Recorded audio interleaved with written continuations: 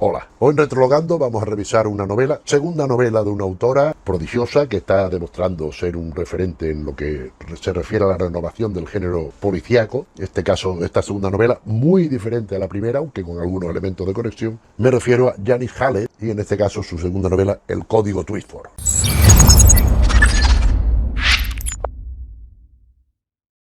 Janice Hallett está resultando un fenómeno literario de primerísimo orden. En la lengua inglesa ya se ha impuesto, o sea, aquí en español solo se han traducido estas dos novelas, las que vamos a ver ahora.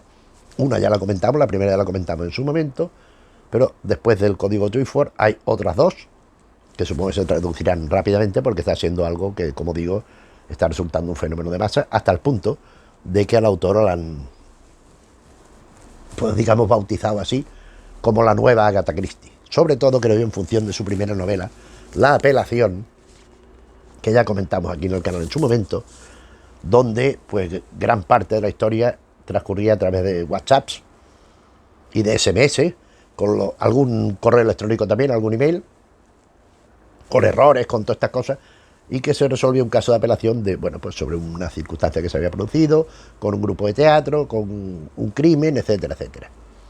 Y esta segunda novela, El Código Twyford, es una variación muy diferente de lo que, dentro de que es un género detectivesco, pero muy diferente a la apelación. La apelación nos ambientaba era un colectivo importante, era un grupo coral de personajes a los que iban sucediéndoles cosas, iban hablando, solamente conocíamos parte de las conversaciones, como digo, a través de los medios, que resultaba ser que un abogado se le había mandado a unas que estaban investigando el asunto, a dos muchachas, para ver si llegaban a la misma conclusión que él respecto a un caso de un juicio. Aquí era muy Agatha Christie, muy actualizado con los medios modernos. El Código Twyford, que tengo aquí el ejemplar en castellano, vemos que hay un pez, que será muy importante, y en algunas de las escamas aparecen pues, unos símbolos, aparecen letras, aparecen números, aparecen unos símbolos curiosos. Y aquí, mira, la Agatha Christie del siglo XXI, aquí lo pone. Y aquí pues vemos otra cosa. Aquí esta precisamente yo no la asociaré con Agatha Christie, sino más bien con género negro. Porque es una novela donde en parte sí se nos está transmitiendo una realidad de género negro propia. En esta novela, que es muy ingeniosa, hay un juego permanente de apariencias que no son lo que transmiten en primera instancia. Uno cree unas cosas y después son otras. Hay una parte de verdad que se extiende a lo largo de toda la novela y hay otra parte verosímil, aunque en principio no lo es, pero que resulta ser verosímil, cuya autenticidad no tiene nada que ver con esa apariencia. Resulta que estamos con un protagonista que se llama Steve Smith, que pertenecía a una banda mafiosa británica. Este Steve Smith, toda la primera parte del libro, por lo menos pues 5/6 partes, una cosa así, son mensajes de audio que él deja, porque él ha estado en la cárcel, él pertenecía a una banda, cae en desgracia según vamos deduciendo, porque aquí hay varias líneas temáticas que ahora comentaré. Él cae en desgracia de la banda y hay una serie de circunstancias que lo llevan a la cárcel. Cuando él sale de la cárcel, decide cambiar de vida, ser honrado, y lo primero, reconciliarse con un hijo al que apenas conoce, un hijo que él tuvo con su mujer. La mujer y él se separaron con el niño muy pequeño, y la mujer pues se casó con otro señor, y este ha sido el padre de facto de este hijo. Él decide pues retomar la cosa con él y tener una relación, pero el hijo no lo acepta. El hijo no, le da un móvil antiguo que él tenía, pero no me llames si no es para algo muy importante. No me importa que de vez en cuando me escribas, pero no vengas y no sé qué. O sea, le deja bastante apartado. Pero este móvil que le da es el que el protagonista utiliza para ir dejando sus mensajes, que son la práctica totalidad de la novela, el 90% de la novela. A través de estos mensajes vamos conociendo varios aspectos de la realidad. Uno, la prehistoria del personaje respecto a ese momento.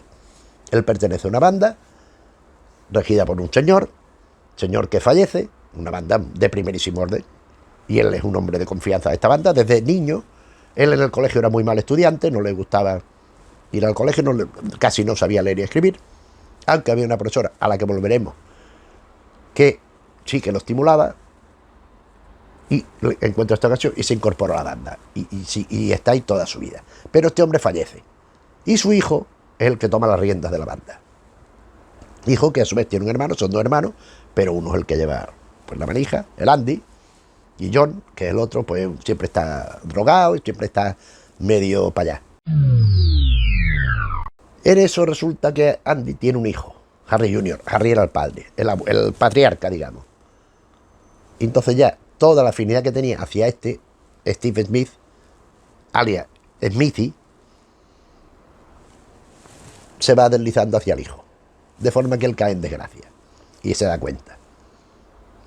Pero en estos audios, que por cierto, unos audios muy graciosos, porque cada vez que dice un taco, una palabrota, algo, pone entre corchetes explícito, y entonces pone C explícito es, cojones, M corchete explícito, da, mierda, cosas así. No sé, cuando dice palabrotas o expresiones malsonantes, pues el chisme, la máquina, porque no estamos asistiendo al audio, estamos asistiendo a la transcripción de los audios. Los audios han sido transcritos y estamos viendo la versión escrita de esos audios. Es que esto es fundamental para el desenlace, no perder de vista esto, que son las transcripciones escritas. Por eso ese es tal. Cuando aparece una marca aparece un asterisco, cuando aparecen expresiones en otro idioma, esto es alemán o esto es francés o lo que sea. Y en estos audios, en parte, vamos viendo qué es lo que ha pasado en la banda. Porque en la caída en desgracia, cómo ha llegado hasta ese extremo y cuál es el desenlace que pretenden darle. Porque hay un gran robo de una cantidad de oro que no se esperaban, iban a robar unos diamantes y se encuentran con que hay un depósito de lingotes de oro y lo roban también. Pero hay un intercambio de personajes y el que se los termina llevando es Michi, el protagonista. Pero nunca más se sabe de esto. Bien, esto por un lado. Por otro, hay la época de la infancia de este personaje donde conoce a una profesora, que esta que he dicho antes que le gustaba tanto, que tanto le estimuló que en las transcripciones pone señorita Obus. Y decía, pero ¿por qué le llama señorita Obus? Y al final ves que es señorita Bush, como el presidente de Estados Unidos, aquel que había, que era tan bebedor y tal. De infarto recuerdo el presidente aquel. Bueno, esta señorita Bush le enseña a un grupo de 5 alumnos, ella 6, son de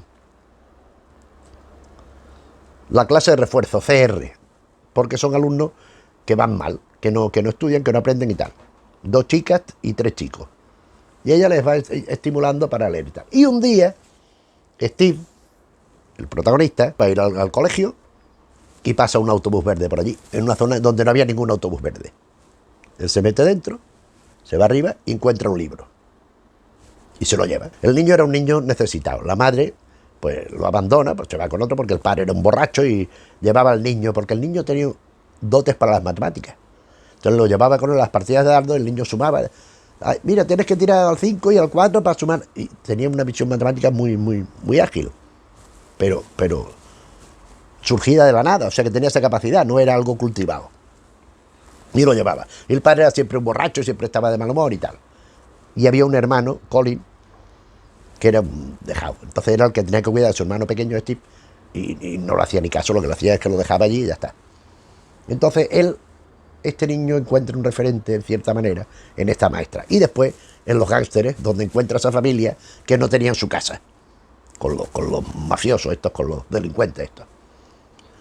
Pero esta profesora, con este libro, con esto que he contado del libro, de Twyford, de una autora además de Twyford, viene a ser un trasunto de Enid Blyton, para entendernos. La autora es una autora que escribía unos libros de los Super 6, que eran un grupo de 3 niños y 3 niñas que hacían aventuras. La tal Twyford esta. Y resulta que estas novelas están desaconsejadas, ya no están recomendadas en los colegios ni nada, porque se considera que son racistas, que son sexistas, machistas, que tienen conceptos que no interesan. Entonces lo que se están haciendo en versiones nuevas es actualizándolo, cambiándolo en el texto. Por ejemplo, hay un trozo que se ve, que está reproducido, que van los 6 por el campo.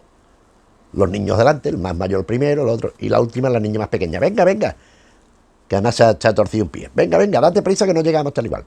Y en la versión modernizada, las primeras van las niñas, después los niños, y todos van siendo muy comprensivos con la niña pequeña. Venga, si hace falta nos paramos un ratito y tal igual. O sea, pretendiendo modernizar o suavizar un poco el lenguaje, cambiar todo el sentido, todo el contenido, cosa que en realidad sucede cuando se cambian estas cosas. Sabemos los 10 negritos, sabemos Roald Dahl y otra serie de cosas. Bueno, eso aquí lo critican implícitamente, claro. Entonces, esta historia de los Super 6 ha sido prohibida. Y era la lectura favorita de esta profesora, de la señorita Obús, o Bush, como sabremos después, pero que toda la novela prácticamente es señorita Obús. En su infancia le gustaba mucho, pero estaba en retirada. Entonces ella les lee la historia. Y los alumnos del refuerzo, de la clase de refuerzo, de CR, se quedan alucinados. Entonces, todo esto según se deduce de las transcripciones de los audios. Lo lleva a la casa de esta autora. Smithy, futuro delincuente, se cuela en la casa, abre a los demás y entran y van viendo por allí. Y descubre la profesora a los niños que esta señora Twyford y su marido fueron muy importantes en la Segunda Guerra Mundial, porque fueron espías. Eran ingleses, pero parecía que eran pro-alemanes, pro-germánicos. De hecho, hay fotos de ella leyendo historias suyas en Alemania, a colegiales, alumnos de los colegios. Entonces, en los libros, ella hace acrósticos. Ella va haciendo un código para contar algo que al principio no sabemos lo que es. Sabemos que hay un código que va en parte en el texto y en parte en las composiciones de las portadas y las ilustraciones, que él hacía el marido de ella. Entonces ven que hay unas claves, que hay unas coordenadas, que hay una serie de coincidencias de sitios, de bancos. Y al principio los niños aquellos van alucinando, los niños de la clase, de la recuperación del refuerzo y van allí a la casa y ven todo esto. Allí había como una especie de zona abandonada que había sido militar, que había como una galería subterránea y tal, una pista de aviación. Y de pronto no se sabe qué pasa, que la señorita Obús desaparece. ¿Dónde ha ido? ¿Qué? Y esto a Steve Smith le va comiendo la cabeza. Él siempre tiene esa interrogante.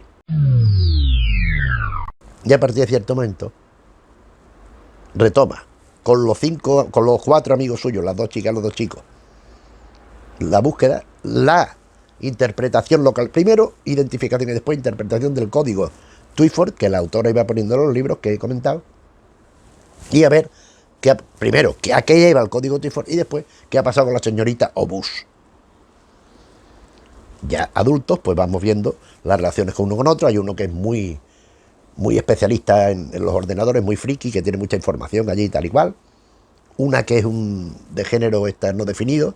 Ella prefiere que la traten como chica, pero no se define ni como chica ni como chico, según el día. Otra que parece que ha progresado bastante en la sociedad. Y otro que, bueno, que es el que le ayuda, le acompaña, de copas y tal, que lo invita a su casa, tal. El que le invita a su casa es el informático, el que tiene allí en el garaje escondido todas las paredes llenas de fotos, de cosas relativas al código Twyford. Entonces van desentrañando todo esto.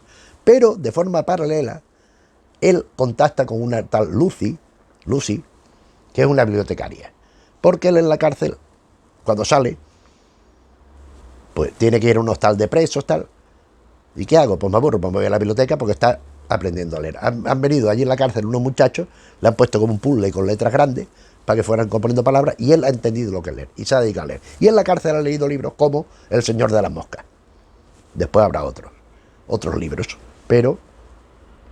Y conoce a esta bibliotecaria que, entre otras cosas, le da a conocer el Código Da Vinci, el Código de la Biblia y otra serie de libros. Y con esta muchacha, esta Lucy, se ponen a integrar también el código. Y deducen que el oro de Gran Bretaña, de Inglaterra, estaba pensado una operación llamada Operación Pez, el pez de siempre, que va apareciendo el pez de forma recurrente en un lado y otro. Estaba pensado que se trasladara a Canadá, por si acaso los alemanes invadían Gran Bretaña, que no se quedaran con el tesoro nacional. Pero de pronto empieza a ver, bueno, y si el oro estaba aquí, el oro estaba allí. ¿Y si fuera una trampa para que los alemanes fueran allí, a donde iban a transportar ese oro, sin que fuera el oro, lo estuvieran esperando y atacaran a la marina, a la flota alemana, y le hicieran polvo, tal? Empieza a surgir una serie de posibilidades y van viendo que el código va cambiando. Entonces tenemos por un lado la historia de los delincuentes, que es atroz y en algunos momentos muy intensa, muy género negro, muy hardboiled. Después tenemos la relación con los amigos y con la maestra que ya desaparecida, cómo se ha ido desarrollando, donde vemos que cada uno tiene un recuerdo distinto de las cosas. La profesora había desaparecido, uno dice que uno condujo el microbús de vuelta, que otro hicieron no sé qué. Después hay una especie de respuesta de lo que pasó con la maestra esta, que yo no voy a contar, hay muchas cosas que no las puedo contar. Pues entonces pierde la gracia el asunto, ¿no? Y después el código en sí, sobre todo con la bibliotecaria. De pronto aparecen unos individuos. Ah, porque el libro original, aquel que él se encontró en el autobús, que la profesora le quitó, le confiscó, le es devuelto. Pero como él está en la cárcel, no tiene domicilio fijo, el libro, a través de otro profesor, se lo mandan al hermano, a Colin. Y la casa de Colin es una especie de vertedero, pues domiciliario, donde tiene allí revistas, cajas, bolsas de plástico llenas de porquería, toda la casa. Entonces va acumulando, va dando pastillitos para poderse mover, y por allí está el libro. Me lo tienes que dar, vale. Y de pronto, cuando él está indagando estas cosas, aparecen unos individuos que le agreden, que le persiguen, incluso llegan a atacar a su hermano, que da la impresión de que lo han matado. Lo ha matado él para evitarle la tortura de los otros. Él está allí, el hermano vegetando, siempre viendo la televisión, que le lleven comida basura allí a la casa y no se mueve de allí. Y aparecen estos tipos. Tienen un código establecido entre ellos. Aquí hay peligro. Y él se quita en medio, después va y los ve. Y estos tipos reaparecen de vez en cuando, como un aspecto amenazante, de que, como si fuera la inteligencia del MI6 o algo así, para que no encuentre lo que hay en el código. Pero todo esto son las transcripciones, hasta que él desaparece. Steve Smith desaparece. Pero no ha dejado todas esas cosas, todos los códigos, todo el tema con los amigos, todo el tema de su infancia, de su progresión como adulto, su estancia en la cárcel, tal. Ya a partir de un momento, el hijo, ese mismo, que rehusó mantener una relación continua y permanente con su padre, recibe de un inspector de policía la transcripción que hemos conocido, de todos esos audios que hemos ido viendo a lo largo de toda la novela. Entonces le pregunta cosas a este inspector, y el inspector no le contesta. Entonces él se dedica a investigar. Y va viendo que todo lo que ha aparecido en lo anterior, en la parte transcrita, salvo el tema de los criminales aquellos, de la banda criminal, que eso sí resulta ser todo verdad. Y aquí ya estoy haciendo demasiado spoiler, porque tampoco es que sea todo exactamente verdad, pero sí hay mucho de verdad ahí. Pero todo lo demás es un juego de códigos. De esto lleva a el punto A, lleva al punto B, el punto B al C, pero resulta que no es necesariamente así, y que el objetivo no es C, sino que a lo mejor es A. Todo lo que significa los amigos, todo lo que significa Lucy, y vamos descubriendo una serie de elementos que van tirando barreras de la apariencia que se nos ha ido creando con lo otro. De suerte que al final, pues encontramos qué es realmente el código. El código se dice casi al principio del libro. Hay una frase que es muy importante. Steve Smith, delincuente, un niño pues un poco desorientado, en un mundo pues que no lo acepta mucho, y él tampoco está muy integrado en ese mundo. Gran visión de las matemáticas, de la ordenación matemática. A este niño le dice en un momento: el código eres tú. Tú no tienes que desentrañar el código eres tú. Y esto tiene una significación, porque tampoco se insiste mucho en ello, pero al final vemos que eso tiene un sentido. Descubriremos la realidad, después de varias realidades, descubriremos la realidad que pasó con la señorita Bush, que no, o Bush, como se va diciendo. Claro, porque las transcripciones son mecánicas, entonces hay problemas. Por ejemplo, el verbo tener en pasado tuvo, lo que escribes tuvo con B, o sea, tubería.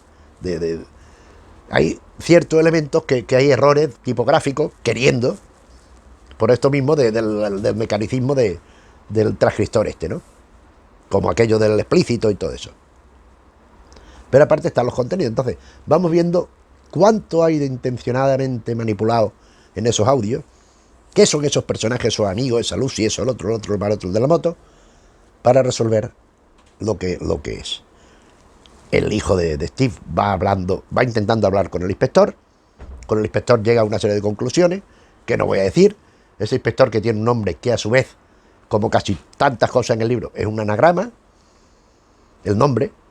Entonces, pues ¿qué oculta esto? Y vamos viendo todo lo que en la realidad que ocultaba aquellas transcripciones que nos han ido transmitiendo todo ese mundo, toda esa forma de entender la idea del Stephen Smith, que en todo el tiempo, cuando está hablando en las grabaciones, que va dejando en el móvil antiguo de su hijo, recordémoslo, él hace, además lo dice, voy fingiendo como si estuviera hablando con mi hijo por el móvil, como si la gente que fuera por la calle fuera preocupada de mirar lo que hace el otro. Pero él, por si acaso, piensa, me estoy aquí en el coche, él tiene un coche viejo, Volvo, que lo va dejando en un sitio en otro, muy oxidado, también tendrá su importancia. Entonces yo estoy en el coche y si la gente me ve pensará que soy un hombre mayor hablando con su hijo por el móvil. Y lo que va hablándole es a Maxine. Maxine es la agente de la condicional del personaje. La gente que vigila que no cometa deslices, que esté en el sitio que tiene que estar, en el hostal este de antiguos presidiarios, que cumplan su trabajo, que en principio es estar en una cabina de un sitio, como de una explanada, donde van camiones a cargar y a descargar. Ah, aquí tiene, pues sí, controlando la entrada y salida y tal, lo conocen, lo saludan, lo tienen por un tipo muy afable. Todo esto, ni el hostal, lo del camión, todo desaparece. Y él va hablando Maxine, si supiera, Maxine esto, Maxine lo otro. También sabremos quién es Maxine y qué representa Maxine. Como todo, es un juego. Es un código que representa una visión paralela de la realidad, compuesta a través de elementos dispares que hay que recomponer y que en la novela están perfectamente resueltos, porque toda la novela en sí misma es un juego codificado. De forma que todo es un juego, todo es un código, todo es, y ya digo, un juego de apariencias que después lleva a otra realidad distinta a la que en primera instancia se pueda suponer. Ese rastreo, todos los rastreos que van dándose del código, de los elementos de la señora Twyford y del marido, de los personajes, de cómo se van manipulando los textos para ponerlo, para actualizarlo. La operación Pez. Se llevaron el oro, hubo el oro. ¿Dónde está el oro? Lo llevaron a Canadá, lo robaron los alemanes. ¿Qué pasó? Porque hay un agente alemán también por medio.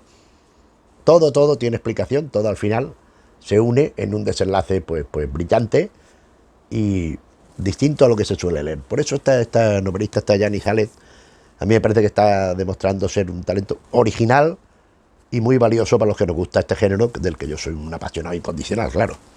Y esta novela me ha gustado mucho, de distinta manera que La apelación, porque La apelación me pareció una obra maestra. Esta es muy interesante, más compleja, literariamente más trabajada, más conseguida, quizás, pero de luego las dos son dos novelas, tanto el Código Twyford como La apelación, muy recomendable. Esta ya la recomendamos en su momento, ya la revisamos, y esta hoy, el Código Twyford, que desde luego recomiendo encarecidamente para quien le guste este tipo de novela, porque va a disfrutar, pero bien. Incluso la termina y tendrán ganas de leerla desde el principio otra vez, para ver si es verdad todo lo que viene al final o no, va sucediendo como dice. Que sí. Yo no la he tenido que leer dos veces, pero me acuerdo porque tengo una cierta retentiva todavía, tengo una neurona que me funciona y... Bueno, y eso es lo que hemos venido a contar hoy. Si conoces la novela, pues bueno, ya sabes de qué es lo que he ido hablando, lo que me he callado. Si no, pues desde luego espero haberte estimulado para leerla, porque merece la pena. Se pasan unos ratos muy buenos. También trae de forma implícita ciertas reflexiones, ciertas cuestiones sobre temas sociales y temas incluso éticos. Y bueno, a mí me parece una novela cojonuda y por tanto por eso la hemos traído. Y nada más, si el vídeo te parece bien, te agradeceremos que le dejes el me gusta. Si te interesan los temas que tocamos un día y otro en el canal, pues que te suscribas, que sabes cómo va esto de los suscriptores de YouTube y todo esto. Y nada más, gracias por la atención, nos vemos en otro vídeo. Un saludo.